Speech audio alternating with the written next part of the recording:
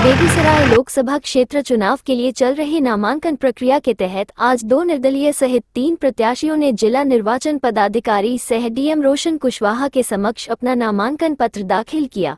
इस दौरान कार्यकर्ताओं ने गर्मजोशी के साथ उनका स्वागत किया। इस नामांकन में सैकड़ों कार्यकर्ता और सामाजिक लोग शामिल हुए। इस दौरान बेगूसराय का बेटा निर्दलीय प्रत्याशी इंद्रजीत कुमार ने कहा, बेगूसराय की जनता परिवर्तन चाहती है, इसलिए इस बार बेगूसराय में परिवर्तन होने जा रहा है और कहा कि जो सरकार में काम 20 सालों में होगा उस काम को हम 5 सालों में पूरा करेंगे। बेगूसराय का बेटा निर्दलीय प्रत्याशी इंद्रजीत कुमार ने विभिन्न रोजगार पर भी बातें कही और बड़े बड़े कंपनी में रोजगार मिले इस पर भी बातें कही। विश्वविद्यालय के मुद्दे पर भी बात कही। बेगूसराय प्रमंडल बने उस पर उन्होंने भी बातें कही। क्या कुछ कहते हैं इस रिपोर्ट में। कारों में 20 साल में 15 साल 20 साल में होगा वो काम हम 5 साल में करने की क्षमता रखते हैं, क्योंकि युवा हैं, छुट्टी नहीं मारेंगे। 5 साल लगातार हम आपका जो जहां जरूरत होगा एक दिन भी बिना छुट्टी मारे हुए काम करेंगे। आप लोग किन मुद्दों को लेकर के चुनाव में आए? हाँ, यहाँ पे जो है बहुत सारा समस्या तो इतना भरा हुआ है कि जिधर चलिए वहीं समस्या है, लेकिन हमको जो है विश्वविद्यालय का निर्माण करवाना है, परमंडल बनवाना है, हवाई अड्डा का निर्माण करवाना है। और हमारे समर्थन में 100 से ऊपर आदमी थे, परमिशन नहीं मिल पाया था, इसलिए हम लोग सबको गांव में ही वापस करवा दिए। 100 से ऊपर चेरिया बरियारपुर से आदमी आए हुए थे कि चेरिया और बरियारपुर के बीच का जो आपका लाइन है, पुल नहीं बना है अभी तक। कई एक नेता आते हैं, विधायक सांसद सब आते हैं और वो वचन दे के फिर पीछे हट जाते हैं। गिरिराज दा के साथ उस समय हम भी थे 2019 में, जब उन्होंने अपना गमछा वहाँ रखे थे, और उनके साथ वही नहीं, हम पूरे जिला उनके साथ विजिट किए और जीतने के बाद हम एक दिन भी उनसे भेंट नहीं किए। उससे पहले इलेक्शन जब तक उलर रहे थे एक एक दिन हम उनके साथ थे। कितना बड़ा प्रत्याशी है, एक हिंदू हृदय सम्राट है, एक कहते हैं कि हम जो है एमओए समीकरण लेकर के आए हैं, कैसे एडजस्ट कीजिएगा आप? कितना भी बड़ा पार्टी हो, अगर पब्लिक को, जनता को लगे कि इंद्रजीत कुमार में दम है और ये कर पाएगा, युवा है और कुछ खास करेगा, तो वोट हमको ही देंगे। वो दो बड़ी पार्टी है बीजेपी और इंडिया अलायंस गवर्नमेंट को कैसे आप सामना देंगे? दो बड़ी पार्टी इतना दिन से कितना बड़ा बड़ा काम किया वो तो आपके क्षेत्र में दिख ही रहा है। जो अभी चेरिया बरियारपुर पुल के बारे में बताए, अगर ये दोनों कर देते, 1 किलोमीटर का रास्ता है, 20 किलोमीटर घूमना पड़ता है। गिरिराज सिंह हिंदू हृदय सम्राट नाम से जाने जाते हैं, झटका मीठा उद्घाटन करते क्या कहेंगे? जाने जाते हैं हिंदू के लिए, लेकिन हिंदू के लिए कौन कौन काम करते हैं? कुछ नहीं कर पाते हैं। वो कुछ नहीं किए। जब साथ में आप 2019 में घूम रहे थे, खूब जोर शोर से समर्थन दे रहे थे, हम इसलिए उनके साथ घूम रहे थे। बस खिलाफ हम जान रहे थे ये केंद्रीय मंत्री है, और केंद्रीय मंत्री आपके जिला में कोई बन जाता है तो इसका अर्थ ये है कि केंद्र में आपका जो है मुद्दा मतलब चंद मिनटों में करवा सकता है। आपका सॉल्यूशन कुछ भी मुद्दा हो उसको तुरंत करवा सकता है। हम लोग इसीलिए उनको चुने थे, हम ही नहीं, पूरा जनता इसीलिए उनको चुना था कि वो जो है केंद्रीय मंत्री हैं और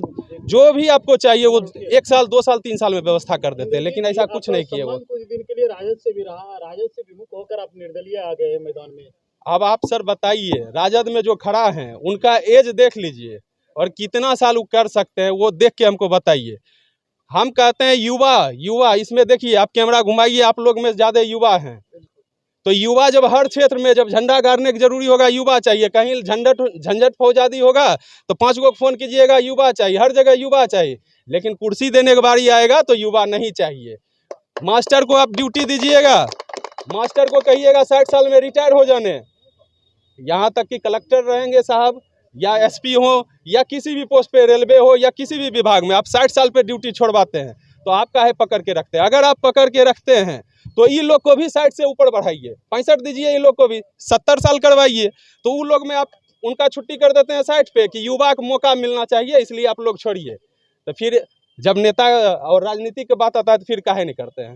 बेगूसराय में युवा काफी बेरोजगार हैं, यहाँ बड़ी बड़ी कंपनी है फिर भी रोजगार नहीं मिलता है, इसका कारण क्या? सर इसमें कारण तो हम नहीं बताएंगे, लेकिन हम ये एक बार और हम माइक में मीडिया में बता चुके हैं कि जीत होगा तो 20,000 युवा को रोजगार हम देंगे। सरकारी नौकरी नहीं देंगे लेकिन रोजगार देंगे, प्राइवेट से हो जहां से हो, लेकिन 20,000 युवा को सालाना रोजगार देंगे। ये बात आप पहले काहे नहीं बोले? जब पहले भी बोले थे, एक बार और इस बात को आप बोल रहे हैं 6 महीना साल सर को बोले।